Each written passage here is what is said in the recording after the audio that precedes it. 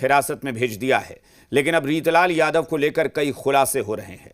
जिस बिल्डर की शिकायत पर रीतलाल यादव के खिलाफ कार्रवाई हुई, उस बिल्डर ने जी मीडिया से बात की और ऐसी जानकारी दी जिसे सुनकर हम भी हैरान रह गए। पटना शहर के अंदर रंगदारी और वसूली का खेल खेला जा रहा था।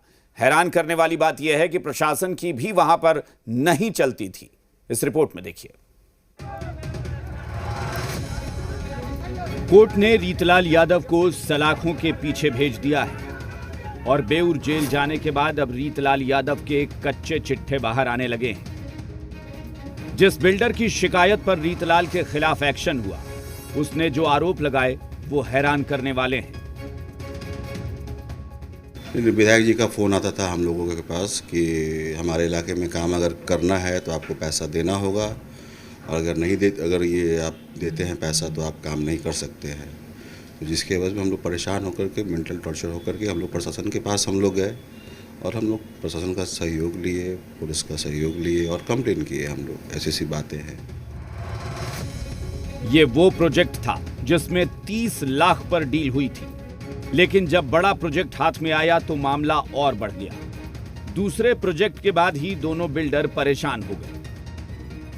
जो 8 से 10 बीघे में, और उसमें वो काफ़ी अवरोध डाल रहे थे, वहाँ के लोगों को मना भी कर रहे थे। दूसरा, जैसे कल मैंने बताया कि एक वहीं के थे, उनका नाम भी कल मैंने लिया था कि उनको मैंने मारा है, उनका ज़मीन है, तो वो ज़मीन तुम्हारा कैसे हो गया। तो उनको लगता है कि हम जो है बाहुबली हैं, ताकतवर है, तो कोई नहीं कुछ ये बोलेगा, कोई नहीं आएगा लेने।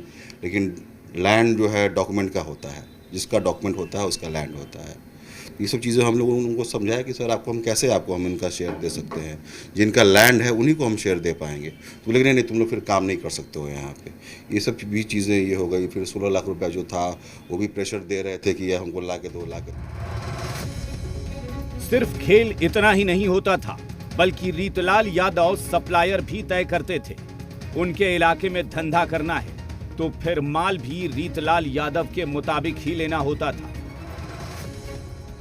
उन्हीं से ही लेना होगा और उन्हीं को ही मतलब ये करना होगा। आप दूसरा एक सप्लायर हमारा दूसरा एक बार हो गया, 7-8 महीना ये हो गया। उस समय धीरज के पास शायद मटेरियल नहीं था, पता नहीं क्या था। एक सप्लायर हमारा जो है मटेरियल वहाँ पे गिराया, उसको बहुत मारा ये लोग, समझे। उस समय भी हम लोग उस सप्लायर को बोले कि ऐसा होता है तो केस करो, लेकिन सप्लायर को हिम्मत नहीं हो पाया, वो केस नहीं कर पाया। हम लोग भी सोचे छोड़ो, हटाओ, जाने दो, इग्नोर करो। रीतलाल की धमक के सामने प्रशासन की भी घिघी बंधी रहती थी। आरपीएस इंजीनियरिंग कॉलेज के आगे तक वो नाहर से जो रोड निकलती है और ददन हांडी जो खगौल रोड पे है, वहाँ तक इनका पूरा साम्राज्य है। और वहाँ पे अगर आप सही में बोले तो किसी प्रशासन का कुछ चलता नहीं है। इसी के बाद दोनों बिल्डर ने रीतलाल के खिलाफ शिकायत की, तब जाकर पुलिस ने एक्शन लिया। और जब पुलिस का एक्शन हुआ तो रीतलाल की सारी दबंगई निकल गई। जेल से मुलाकात का समय है 9:30 से 11:45 तक। फल फूल ले जाइएगा। आपके और आपके परिवार की उस दुर्दांत अपराध की पाठशाला चलाने वाला बहुत सेवा किया है। देखिए, माननीय विधायक श्री रीतलाल यादव जी ने न्यायालय में आत्मसमर्पण किया है।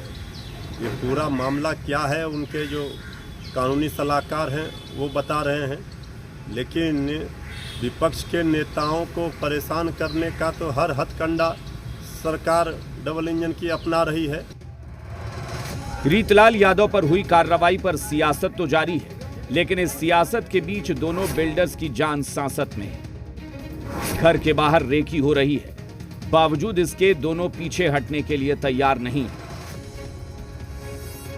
किस तरीके से समस्या सामने थी और मजबूरन प्रशासन से मदद की गुहार लगाई, और उसके बाद हालांकि धमकी और साथ ही साथ घर की रेकी हो रही है। इन सारी बातों से प्रशासन को इन्होंने इत्तला किया है किस तरीके से परेशान हाल है ये, और ये अपनी बातों को रख रहे हैं। कैमरामैन जितेंद्र झा के साथ रजनीश, जी मीडिया, पटना।